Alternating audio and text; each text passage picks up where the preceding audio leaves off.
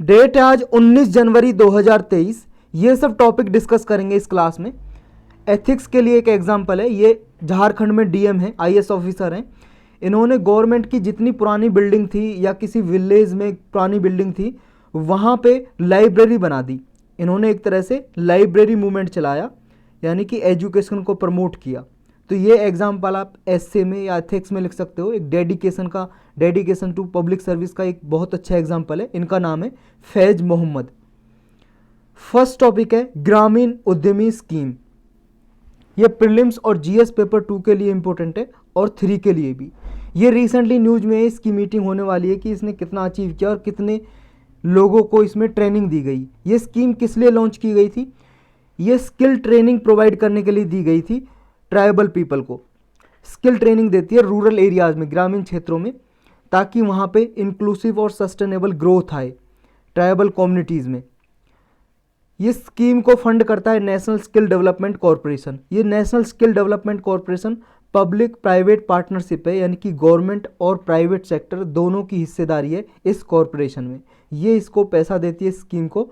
इस स्कीम के जरिए महाराष्ट्र, राजस्थान, छत्तीसगढ़, मध्य प्रदेश, झारखंड, गुजरात के ट्राइबल कम्युनिटीज़ को स्किल ट्रेनिंग दी गई है ताकि उनके लिए रूरल एरियाज़ में, ग्रामीण क्षेत्र में, लोकल एरियाज़ में वहाँ पे नए नए रोज़गार के अवसर खुलें, उन्हें रोज़गार मिले। और अगर उन्हें वहाँ पे ग्रामीण क्षेत्रों में रोज़गार मिलेगा तो वो अपना प्लेस गांव छोड़ के कहीं शहरी क्षेत्र में नहीं जाएंगे, यानी कि माइग्रेशन जो होती है उसको रिड्यूस करेंगे इसके ज़रिए, इस स्किल ट्रेनिंग के ज़रिए। और रूरल लोकल इकोनॉमिक एक्सपेंड होगी। और जो ये स्कीम लॉन्च की गई है संसदीय संकुल परियोजना के अंदर इम्प्लीमेंट की जा रही है ये स्कीम, जिसके ज़रिए ट्राइबल लोगों को ट्रेनिंग दी जाएगी। साथ साथ उन्हें ये भी अवेयर किया जाएगा कि नेचुरल रिसोर्सेज को, प्राकृतिक रिसोर्सेज को कैसे कंजर्व किया जाए। नेक्स्ट टॉपिक है नट्टू कोटाई नागारथा। ये प्रीलिम्स और GS paper 1 art and culture के लिए इम्पोर्टेंट है। देखो हर साल आपको पता है लगभग 14 जनवरी को मकर संक्रांति मनाई जाती है और मकर संक्रांति को डिफरेंट स्टेट्स में, डिफरेंट प्लेस में अलग अलग नाम से जानते हैं, अलग अलग नाम से सेलिब्रेट करते हैं त्यौहार को। तमिलनाडु में जैसे सेवाई पोंगल के नाम से जानते हैं, तो सेवाई पोंगल मनाया गया। और इस समय पे डिफरेंट प्लेस से इंडिया में लोग आते हैं विजिट करने के लिए। तो ये हंड्रेड्स ऑफ नागरथ, ये नागरथ देखो इसकी प्रोनाउंसिएशन कुछ और भी हो सकती है, नागराथ या नागरथा। ये इंडिया में आए क्योंकि देखो पहले ये इंडियन ओरिजिन पीपल ये इंडिया में रहते थे, लेकिन इंडिया से माइग्रेट कर गए थे साउथ ईस्ट एशिया में। देखो यहाँ पे जो कंट्री है इंडोनेशिया, मलेशिया, यहाँ पे जो कंट्री हैं इन कंट्रीज़ में ये माइग्रेट कर गए थे कुछ समय पहले ब्रिटिश टाइम में। तो जब भी ये त्यौहार होता है ये आते हैं यहाँ पे इंडिया में भ्रमण करने के लिए, विजिट करने के लिए। इस तरह की इनकी ड्रेस होती है, इन्हें बोलते हैं नट्टू कोटाई नागरथा। इन्हें नट्टू कोटाई नागरथा के साथ साथ नट्टू कोटाई चेटियार भी बोलते हैं। चेटियार इसलिए बोलते हैं क्योंकि जिस रीजन से ये गए थे ना, तमिलनाडु में जिस रीजन से, उस रीजन का नाम पे ये चेटियार नाम है इनका। तो ये पीपल इंडियन ओरिजिन के हैं। और किस लिए जाने जाते हैं? ये फेमस थे उस टाइम पे फाइनेंशियल डीलिंग की तरह, फाइनेंशियल डीलिंग के लिए। फाइनेंशियल डीलिंग का मतलब जैसे आज का मॉडर्न बैंकिंग सिस्टम है ना, जैसे आप बैंक में अकाउंट खुलवाते हो, अपना पैसा डिपॉजिट कर सकते हो, पैसे निकाल सकते हो जब आपको ज़रूरत है, यानी कि क्रेडिट डेबिट फैसिलिटी बैंक के द्वारा दी जाती है आपको। लोन लेना है तो लोन ले सकते हो आप, इन्वेस्टमेंट के लिए लोन लेना तो वो ले सकते हो। इस तरह की जो फैसिलिटी अभी मॉडर्न बैंकिंग में है, इस तरह की फैसिलिटी इन्होंने डेवलप की थी उस टाइम पे, फाइनेंशियल डीलिंग की जो फैसिलिटीज़ हैं। ये हिंदू रिलीजन को ही फॉलो करते हैं, हिंदू धर्म को, और भगवान शिव और मुरुगा डेटी की, यानी कि भगवान मुरुगा की पूजा करते हैं, वर्शिप करते हैं। ये देखो बिजनेस कम्युनिटी से ही बिलोंग करते हैं क्योंकि पुराने समय में ये इंडिया से फॉरेन कंट्री में चले गए थे, जैसे बर्मा, म्यांमार, सेलोन, जावा, सुमात्रा, इंडोनेशिया का ही पार्ट है, मलेशिया, सिंगापुर, वियतनाम, यहाँ पे चले गए थे ये चेट्टीनाद नाम की एक जगह है तमिलनाडु के साउथ ईस्ट रीजन में। चेट्टीनाद नाम के जगह पे ही इन्हें नट्टू कोटाई चेट्टियार के नाम से भी जानते हैं। मॉडर्न बैंकिंग के ये पायोनियर थे, यानी कि शुरुआत मॉडर्न बैंकिंग की इन्होंने की थी, ऐसा माना जाता है। इन्होंने देखो तमिल भाषा में बोलते हैं डेबिट को पट्टू, ये पट्टू सिस्टम इन्होंने इंट्रोड्यूस किया। वरावु क्रेडिट सिस्टम, सिलावु एक्सपेंडिचर, लाभम प्रॉफिट सिस्टम, नास्तम लॉस सिस्टम इन्होंने इंट्रोड्यूस किए। ये इन सबको कलेक्टिवली ट्रायल बैलेंस बोलते हैं, या तमिल भाषा में यंथोगाई बोलते हैं। इसकी तमिल भाषा में कुछ और भी प्रोनाउंसिएशन हो सकती है। तो इस तरह से इन्होंने फाइनेंशियल डीलिंग स्टार्ट की थी तमिलनाडु में। इन्होंने 96 गांव बनाए, उनमें 9 टेम्पल बनाए। अलग अलग कम्युनिटी एक टेम्पल को फॉलो करती थी, एलिगेंस थी, यानी कि उसका मालिक एक कम्युनिटी एक टेम्पल की थी। जो नागरथा हैं देखो, ये कैपिटल बर्मीज कल्टीवेटर को इन्होंने कैपिटल प्रोवाइड की थी। जब ये यहाँ से बर्मा में गए, पहले म्यांमार का नाम बर्मा था, तो जब ये बर्मा में गए वहाँ पे जो क्रॉप कल्टीवेशन करते थे उन्हें कैपिटल यानी कि पूंजी प्रोवाइड की। कॉलोनियल पीरियड में जब ब्रिटिश गवर्नमेंट का राज हुआ करता था, और वहाँ पे जो कल्टीवेटर थे उनकी कंडीशन में सुधार हुआ था। नेक्स्ट टॉपिक है मेडोंग प्रोजेक्ट। ये प्रीलिम्स के लिए इंपॉर्टेंट है और जीएस पेपर 2 और 3 के लिए भी। चाइना बना रहा है ये मेडोंग प्रोजेक्ट। कहाँ पे है मेडोंग प्रोजेक्ट? ये देखो मेडोंग, ये चाइना देख रहे हो आप। ब्रह्मपुत्रा रिवर जानते हो आप, यहाँ से निकलती है और तिब्बत से होते हुए, अरुणाचल प्रदेश से होते हुए, असम से होते हुए बांग्लादेश में आके ये बे ऑफ बंगाल में आके गिर जाती है। तो ये यहाँ पे जो तिब्बत में एक मेडोक कोंटी नाम की जगह है, उसी के नाम पे देखो ये प्रोजेक्ट का नाम रखा गया है मेडोक कोंटी। यहाँ पे एक गॉर्जिस भी है, गॉर्जिस यानी कि कैनियन भी है। कैनियन मतलब डीपेस्ट वैली, डीप जो डीप वैली होती है ना, वैली तो जानते हो आप, घाटी। देखो जैसे ये प्लेस है, अगर यहाँ पे नीचे ज़मीन धसी हुई होती है, इसे बोलते हैं घाटी, इंग्लिश में बोलते हैं वैली। अगर ये बहुत ज़्यादा डीप है और बहुत ज़्यादा बिल्कुल खड़ी हुई है, जैसे मान लो एक तो हो गया ज़्यादा इस तरह से जेंटल इंक्लिनेशन बोलते हैं इसे इंग्लिश में, और एक हो गया बिल्कुल इंक्लिनेशन क्या है, ये बहुत ज़्यादा इंक्लाइन है, ये जेंटल इंक्लिनेशन और ये शार्प इंक्लिनेशन। तो ये जो होता है शार्प इंक्लिनेशन और बहुत ज़्यादा डीप, इसको बोलते हैं कैनियन। होती वैली है घाटी, घाटी की ही वैली का ही बहुत बड़ा भाई समझ लो इसे, कैनियन। तो ये कैनियन है मेडोक कोंटी नाम की कैनियन। यहाँ पे ये हाइड्रो पावर प्रोजेक्ट बना रहा है। देखो यहाँ पे एक डैम बनाएगा ब्रह्मपुत्रा रिवर पे चाइना, और ये बना रहा है, इसका चल रहा है कंस्ट्रक्शन। ये इसकी वजह से क्या होगा कि इंडिया इस पे कंसर्न जता रहा है, यानी कि परेशानी जता रहा है। क्यों? क्योंकि देखो चाइना इसे क्या ना इन्वायरमेंट वीपन की तरह यूज कर सकता है। कैसे? मान लो अगर इंडिया में बाढ़ आ रही है, फ्लड आने वाली है, यहाँ पे पानी ज़्यादा इकट्ठा हो गया, तो ये चाइना क्या इस डैम को खोल सकता है इंडिया को परेशान करने के लिए। तो यहाँ पे और ज़्यादा बाढ़ के यहाँ पे परेशानी हो सकती है, प्रॉब्लम हो सकती है। अगर मान लो इंडिया में ड्रॉट सिस्टम है, सूखा पड़ रही है, ऑलरेडी पानी की कमी है, तो यहाँ पे रोक के रख सकता है पानी को इस बांध के जरिए जो यहाँ पे बना रहा है ये प्रोजेक्ट। तो ये परेशानी हो सकती है। इससे पहले देखो 3 डैम और बना चुका है चाइना यहाँ पे हाइड्रो पावर प्रोजेक्ट, जिनसे बिजली बनाता है ये, और अभी एक ये नया मेडोक प्रोजेक्ट। तो इसलिए इंडिया इससे कंसर्न रेज कर रहा है। ये चाइना ने प्रपोज किया है 60,000 मेगावाट का हाइड्रो पावर प्रोजेक्ट होगा ये मेडोक तिब्बत में। जो हाइड्रो पावर प्रोजेक्ट ये अरुणाचल प्रदेश के अपर सियांग डिस्ट्रिक्ट को ये इन्फ्लुएंस करेगा, प्रभावित करेगा। अरुणाचल प्रदेश में अपर सियांग डिस्ट्रिक्ट है जो, इस तरह का प्रोजेक्ट है। देखो ये पानी निकलने का इस पर रास्ता भी होता है, साथ में बांध बना देते हैं, रोक के रखते हैं, और फिर यहाँ इससे बिजली बनाते हैं, जिसे हाइड्रो पावर प्रोजेक्ट बोलते हैं। इसमें देखो चाइना है जो ये प्रोजेक्ट बना रहा है, वर्ल्ड का सबसे बड़ा हाइड्रो इलेक्ट्रिक डैम होगा, यानी कि पानी के जरिए डैम बना के बिजली बनाई जा रही है, ऐसा प्रोजेक्ट पूरे वर्ल्ड में सबसे बड़ा होगा। इंडिया में देखो ब्रह्मपुत्रा रिवर बोलते हैं इसे नदी, लेकिन तिब्बत में चाइना में इसको यारलुंग संगपो के नाम से जानते हैं, ब्रह्मपुत्रा रिवर को। तो उस पर ये बना रहा है।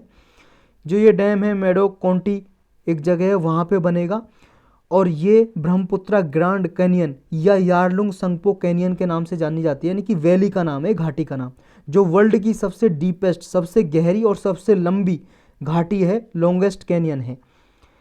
ये जो प्रोजेक्ट है 60,000 मेगावाट का ये पावर प्रोजेक्ट होगा, और इससे पहले इसी रिवर पे 3 डैम जो बना चुका है, जो हमने देखे अभी मैप पे ऑलरेडी चाइना बना चुका है, उससे 3 गुना ज़्यादा कैपेसिटी के डैम होंगे, ये 3 गुना ज़्यादा एनर्जी ये डेवलप करेंगे।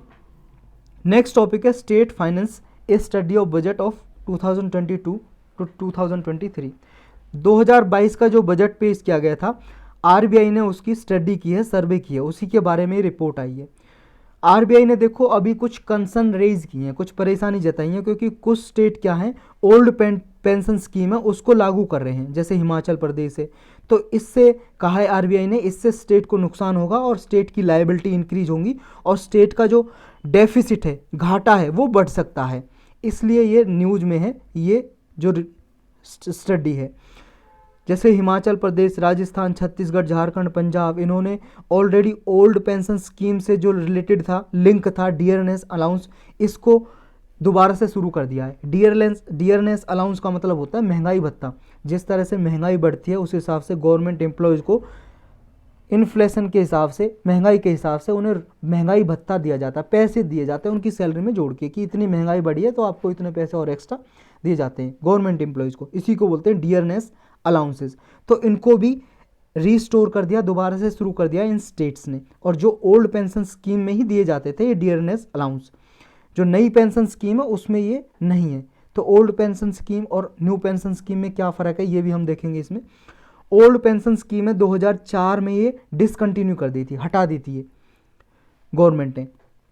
इससे पहले ये ओल्ड पेंशन स्कीम के जरिए जो भी इस ओल्ड पेंशन स्कीम में गवर्नमेंट एम्प्लॉय इंक्लूड होते थे उनको पेंशन दी जाती थी लाइफ टाइम। जैसे मान लो 60 साल में कोई आदमी रिटायर हो गया गवर्नमेंट जॉब से, उसको पेंशन दी जाती थी। जैसे मान लो जनवरी के महीने में रिटायर हुआ है अभी, और जनवरी में उसकी सैलरी थी 50,000 लास्ट सैलरी, तो उसे जब रिटायर होगा फरवरी से 25,000 यानी कि 50,000 का आधा 50% आधा उसे 25,000 रुपये पेंशन की तरह पूरे सालों साल जब तक मिलेंगे, जब तक वो आदमी मरेगा नहीं।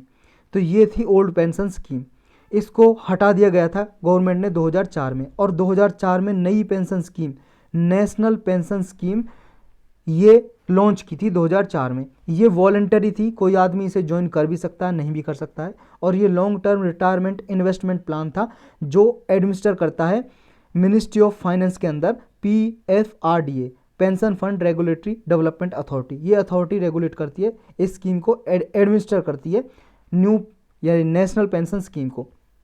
ये 2004 में जनवरी में लॉन्च की थी गवर्नमेंट एम्प्लॉयज़ के लिए, क्योंकि जो ओल्ड पेंशन स्कीम डिसकंटिन्यू की थी उसी के स्थान पे, उसी के प्लेस पे ये नई नेशनल पेंशन स्कीम लॉन्च की थी।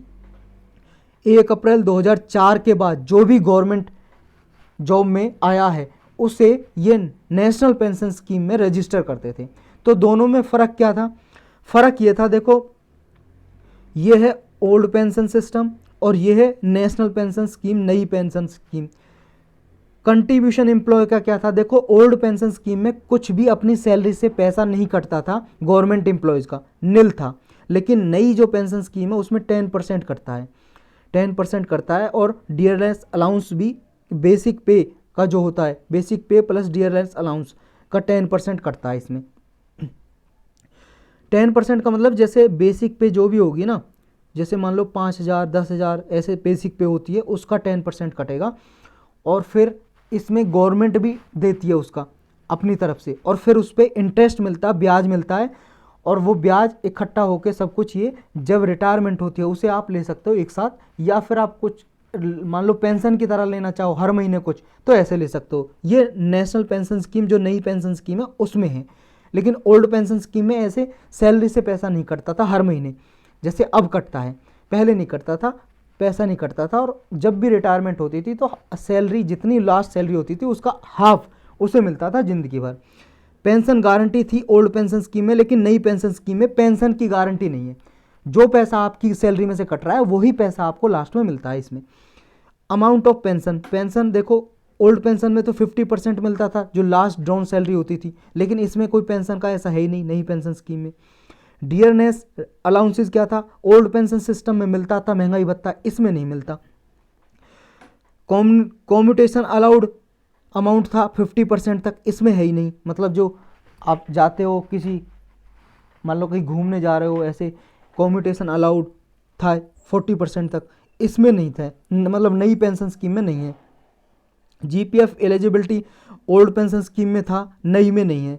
एनपीएस विदड्रॉल जो होता है टेम्परेरी, देखो ओल्ड पेंशन स्कीम में 15 ईयर तक था, उसके बाद 15 ईयर के बाद था फाइनल, यानी कि आधा 15 ईयर से पहले और 15 ईयर के बाद।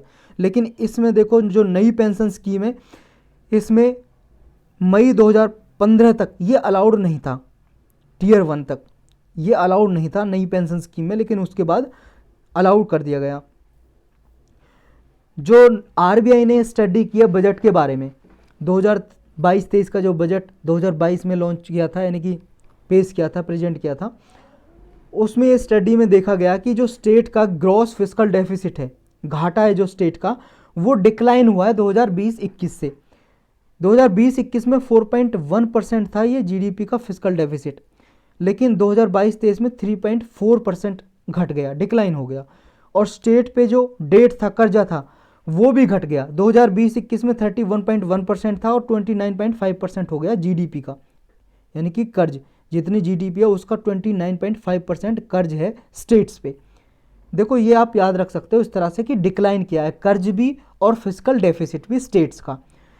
तो यहाँ पे आरबीआई ने ये रिकमेंडेशन की है, सिफारिश की है कि ज़्यादा से ज़्यादा कैपिटल फॉर्मेशन के लिए हेल्थ में, एजुकेशन में पैसा अलोकेट किया जाए, ताकि हेल्थ सिस्टम, हॉस्पिटल में, education system, institution, educational institution बनाए जाएं। कैपिटल फॉर्मेशन का मतलब ऐसी रिसोर्स, यानी कि ऐसी एसेट क्रिएशन किया जाए जो काफ़ी समय तक चल सके। कोई नया प्लांट बनाया जाए, नई मशीनरी खरीदी जाए, ह्यूमन कैपिटल, एजुकेशन से रिलेटेड या हेल्थ से रिलेटेड इसमें पैसा खर्च किया जाए, नए हॉस्पिटल बनाए जाएं, नए कॉलेजेस, स्कूल, बिल्डिंग बनाई जाएं, ताकि क्या है, जब कैपिटल इन्वेस्टमेंट इंडिया में इंक्रीज होगा तो इससे क्या है, ऑलरेडी जब कैपिटल फॉर्मेशन होगा इससे कैपेसिटी बिल्डिंग होगी, एजुकेशन लोगों को मिलेगी, तो इससे पॉवर्टी रिड्यूस होगी, पॉवर्टी रिड्यूस होगी तो इससे क्या है, लोग ज़्यादा कमाएंगे और मान लो वो अपना कंट्रीब्यूशन देंगे जीडीपी में, जीडीपी इंक्रीज करेगी, जीडीपी इंक्रीज करेगी तो फिस्कल डेफिसिट है, घाटा वो कम होगा, क्योंकि अगर इंडिया में मैन्युफैक्चरिंग सेक्टर ज़्यादा ग्रोथ करेगा, लोगों के पास स्किल होगी, एजुकेटेड होंगे, तो मैन्युफैक्चरिंग सेक्टर ज़्यादा ग्रोथ करेगा, तो फिर क्या है, इंडिया के जो स्टेट्स हैं उनका फिस्कल डेफिसिट डिक्रीज करेगा। और ओवरऑल अभी भी देखें जो कैपिटल इन्वेस्टमेंट है इंडिया में, वो 2021 में ब्रिक्स कंट्रीज में इंडिया की सबसे हाईएस्ट थी, 31.2%। ब्रिक्स कंट्री में आप जानते हो 5 कंट्रीज का ग्रुप है ये, ब्राज़ील, रसिया, इंडिया, चाइना, साउथ अफ्रीका। तो इनमें इंडिया का जो कैपिटल इन्वेस्टमेंट रेट है वो हायर है, 31.2%।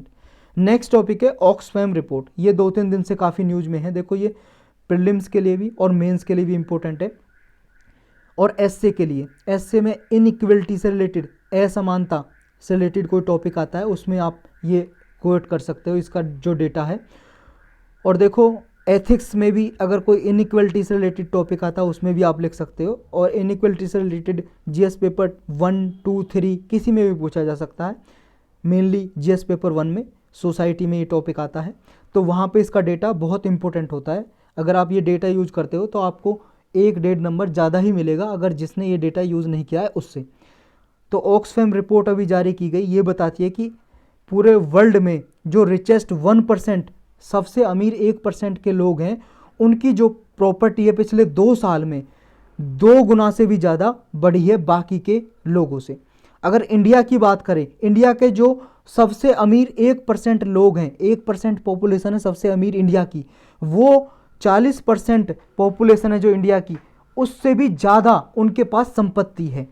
और अगर हम सबसे गरीब 50% लोगों को देखें, हमारी पॉपुलेशन के सबसे गरीब 50% लोग हैं, उनके पास केवल 3% संपत्ति है हमारे इंडिया की 2012 से लेकर 2021 के बीच में। इसमें अगर देखें तो ये डेटा आपको याद रखना है, देखो 1% रिचेस्ट पीपल की जो वेल्थ है, टोटल वेल्थ संपत्ति है, वो 40% पॉपुलेशन से कहीं ज़्यादा है। फीमेल वर्कर है, उन्होंने देखो जो मेल वर्कर हैं, जो आदमी है जितना उन्होंने कमाया है, फीमेल वर्कर ने उनसे कम कमाया है, 63% केवल, यानी कि अगर मेल ने, आदमी ने 100 रुपये कमाए तो महिला ने केवल 63 रुपये कमाए हैं। पेंडेमिक के दौरान जो रिचेस्ट पर्सन है, जो अमीर लोग हैं, उनकी जो वेल्थ है, उनकी संपत्ति है, वो 100% से भी ज़्यादा इंक्रीज की है पेंडेमिक के टाइम में, कोरोना के टाइम में। सजेशन क्या दिया है इस रिपोर्ट में, ऑक्सफैम रिपोर्ट में सजेशन ये दिया है, सलाह ये दिया एडवाइस कि कंट्रीज ज़्यादा से ज़्यादा वेल्थ टैक्स को इंट्रोड्यूस करें।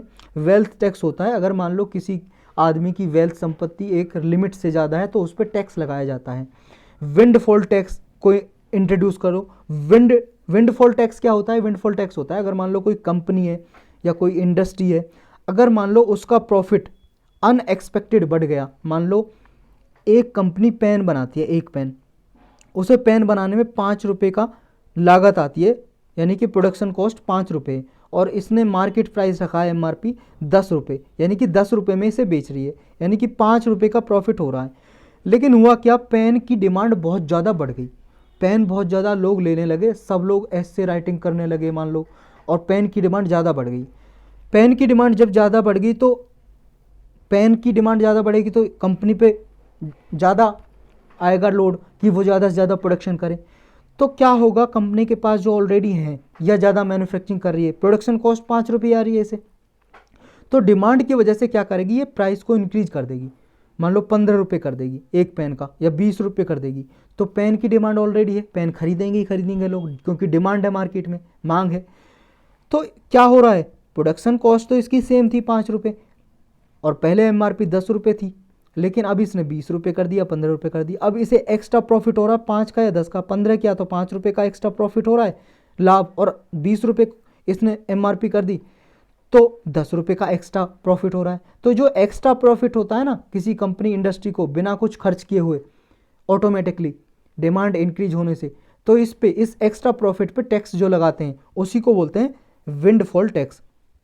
तो इसमें सजेशन दिया है कि विंडफॉल टैक्स लगाएं ज़्यादा से ज़्यादा, और कैपिटल गेन टैक्स होता है उसको भी इंक्रीज करें। कैपिटल गेन होता है अगर आप कोई प्रॉपर्टी खरीदते हो, मान लो यहाँ पे आपने कोई खेत खरीदा, फील्ड खरीदा, आपने 5 साल रखा या 10 साल रखा, मान लो आपने कोई फ्लैट खरीदा बिल्डिंग में, आप 10 साल रहे, 10 साल के बाद आपने इसे बेच दिया, तो जो भी आपकी इंक्रीज हुई, मान लो 10 लाख में खरीदा आपने, 20 लाख में बेच दिया, तो कैपिटल गेन हुई ना, आपको संपत्ति का गेन हुआ। 10 लाख में खरीदा, 20 लाख में बेच रहे हो आप, तो जो ये आपका कैपिटल गेन हुआ इस पे टैक्स लगेगा। तो ये हो गया कैपिटल गेन टैक्स। ऑक्सफैम है क्या जो ये रिपोर्ट निकालती है?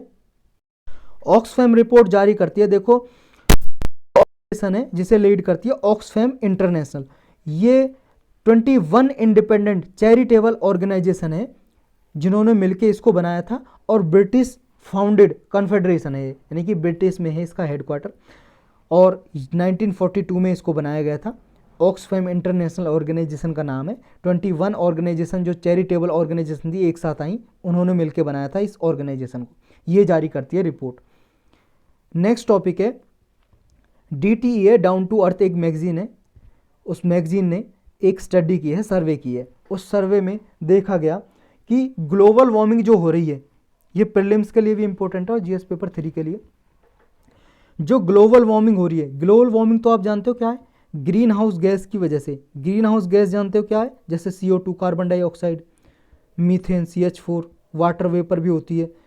इन्हें बोलते क्यों ग्रीन हाउस गैस? क्योंकि इनके पास कैपेबिलिटी होती है टेम्परेचर को अपने पास एब्जॉर्व करने की।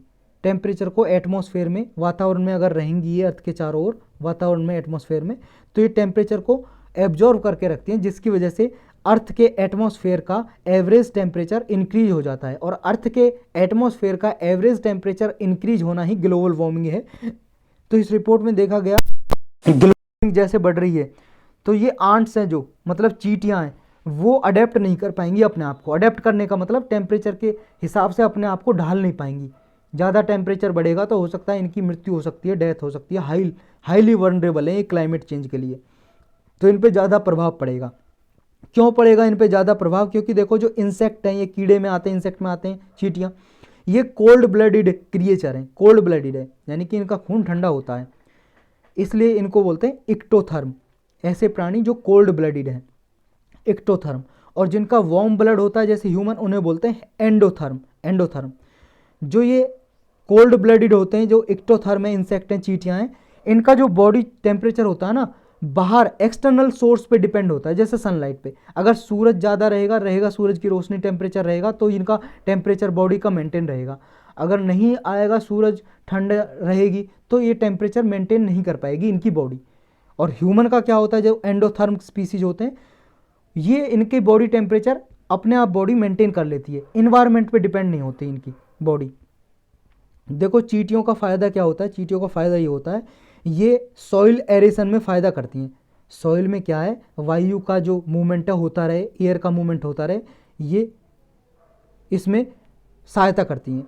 सॉइल की क्वालिटी को इम्प्रूव करती हैं, क्योंकि बहुत सारे केमिकल, बहुत सारे जो न्यूट्रिएंट्स हैं उनको रिस्टोर करके, तोड़ के बहुत सारे जो पदार्थ होते हैं, तो सॉइल की क्वालिटी को इम्प्रूव करती हैं।